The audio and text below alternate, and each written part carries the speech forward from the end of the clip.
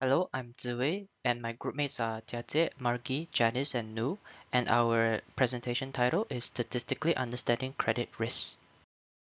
So as an introduction to our assignment, essentially we have found that financial stability is crucial for banks in today's world. As a result, credit risk evaluation of individuals is increasingly important to prevent economic tragedies.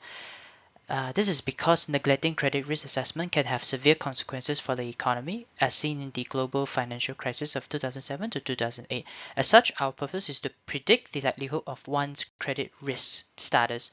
Is it bad or is it good? Here is the dataset that we will be using for our assignment, and there is a total of 10 attributes and a total of 1000 rows of data. The risk attribute is the primary target variable of interest in which we shall be focusing on when we apply for our statistical methods later on. Here is the statistical summary of our dataset. Essentially, the sample size as given by the dataset indicates a higher proportion of males, suggesting that they borrow more than females. The majority of individuals in the dataset own a house rather than renting or living freely. Most people in the dataset have limited savings, suggesting they are likely middle-class individuals who meet the minimum requirements for loan approval. The available credit amounts for most individuals in the dataset are moderate or small scale. And lastly is that the primary reasons for borrowing in the dataset are purchasing a car, followed by buying a TV or radio and furniture equipment.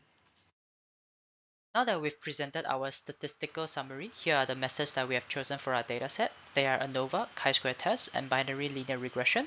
ANOVA is chosen because we have variables that are continuous, and similarly, chi-square test is chosen because there are variables that are categorical. Finally, binary linear regression is utilized due to the fact that our target variable is binary in nature. That's all from me, and I'll now pass it on to the next person to begin presenting about ANOVA. Hi, my name is Lim Jia Jie, and right now I'll be talking about the ANOVA test, which should be used to measure the correlation between the continuous variable and the target variable. So when it comes to ANOVA test, it is assumed that the data must be normally distributed. Thus, in this case, we'll be plotting a density plot to observe the distribution of data in three continuous variables, which are age, duration, and credit amount. For the first plot, we can see that credit amount is heavily positively skewed, hence it will be transformed to reduce the skewness of data later on. Moving on, we have age and the duration variable. So from the density plot here, we can observe that age and duration is also positively skewed. However, the skewness here is slight and it is still acceptable to be used for ANOVA test. So here the skewness value for the three variables is also calculated as evidence to the previous density plot figures. We can see that the credit amount skewness value is 1.9, which is relatively high for the skewness value, and age and duration on the other hand is 1.01 and 1.09 respectively, which is relatively low. So a log transformation is performed to reduce the skewness of the credit amount variable. After the log transformation, we can see that the skewness is now 0.12 and the distribution of credit amount variable is now a normal distribution data based on the histogram. So an ANOVA test is then performed after the three continuous variables are now acceptable. Based on the ANOVA result, we can conclude that all the three variables, age, duration, and credit amount, is correlated with the target variable. However, we can see that age variable has a p-value closer to the threshold, which is 0.05. This indicates that although age is correlated with risk, it is a relatively weak predictor compared to duration and credit amount. In any case, all three continuous variables are correlated with risk, and it can be served as predictors to the target variable. So that is all for ANOVA test. Thank you. So hello, my name is Marggie and I will be presenting the chi-square test for future selection. This is a supervised technique for future selection and it works by assessing the statistical dependency of different attributes and it determines the probability of correlation among futures.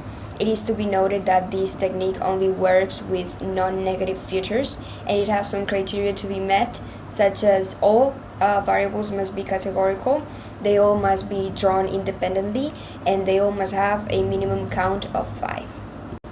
So the first thing to do when performing the chi-square test is to present our hypothesis. Our null hypothesis will be that there is no relationship between our future variables and our target variable, which in this case is risk, and our alternative hypothesis will be that there is a relationship among these variables. The chi-square works by calculating the p-value and the degrees of freedom of each of these categorical variables, and overall it gives us the statistical significance of each one of them.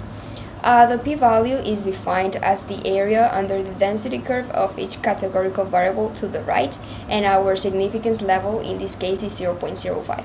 When our p-value is less than 0.05, there is enough evidence to suggest that the observed distribution is not the same as the expected distribution, therefore there is a relationship among these categorical variables.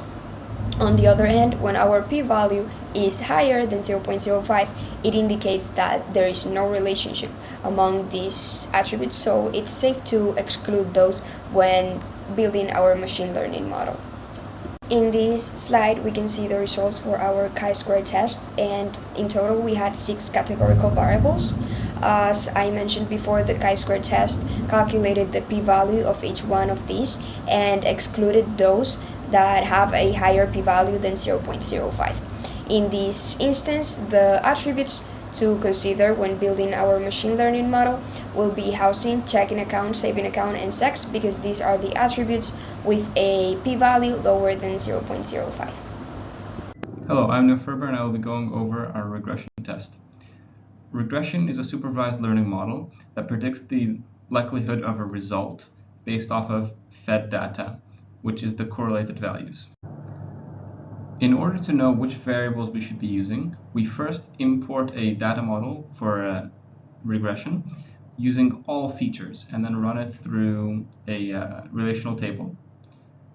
And then we end up with these results down here. We found that age, sex, and saving account and checking account and duration are all in high correlation with the result. Now that we have the high correlation features, we can build a GLM, a general linear or logistic model, and set the family to binomial, which will turn it into a logistic regression. And we will be doing this for risk and only the high correlation features.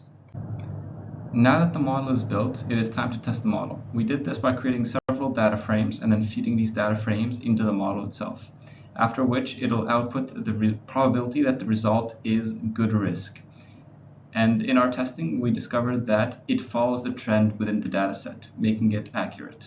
Alright, so then moving on to the limitations and further studies. First, we could implement different feature selection methods for feature studies such as random forest, permutation accordance, and multivariate regression. And in addition to this, various tests of different numbers of features selected can be implemented to know if it can result in a better prediction result.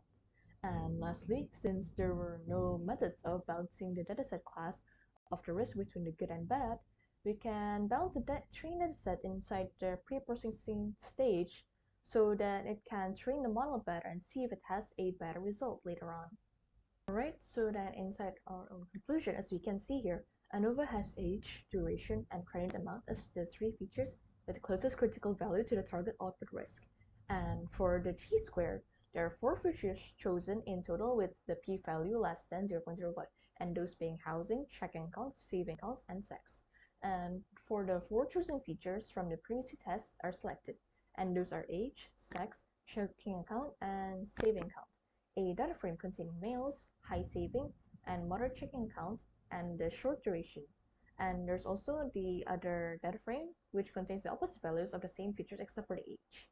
Then a regression model is made based on the data frame as the input, and based on the results, it is proven that users with prior characteristics are more likely to have a good risk compared to the latter, and it can be concluded that the regression model is able to predict the user's credit risk effectively.